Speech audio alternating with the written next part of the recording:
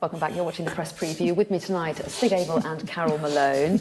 We're going to turn our attention now to the Metro and an extraordinary story described there on their front page as the biggest tragedy ever in the NHS. This is about blood contamination.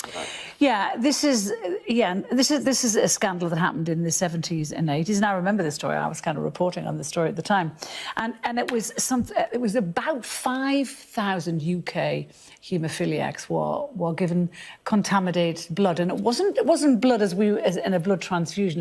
It was substances from blood that is used for clotting, and this clotting stuff and the blood stuff was brought over from America, and the blood wasn't checked properly. And they found out later it was taken from a lot of people in prisons and stuff, and it was all mushed together. Who were willing to sell their blood. Who were willing to sell their blood. So it was all.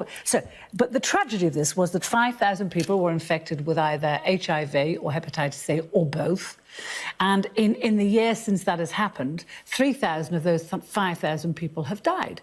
And this is, the Metro says, the biggest treatment tragedy ever to hit the NHS. And there's a lot of politicians who were in power at that time who are going to have questions to answer over this. John Major, Ken Clarke, Norman Fowler were all around at the time, and they made decisions about blood in this country, and questions will be asked. But the shame of all of this, it's taken all these decades for there to be a proper public inquiry about this. And I don't understand why was there not a public inquiry not immediately given? There wasn't. Well, yeah, I mean, now you get a public inquiry if you fall over in the street. But back then, there has been an inquiry, but it was a privately funded one, and so no one could be called to come. No one could be made to come and give evidence.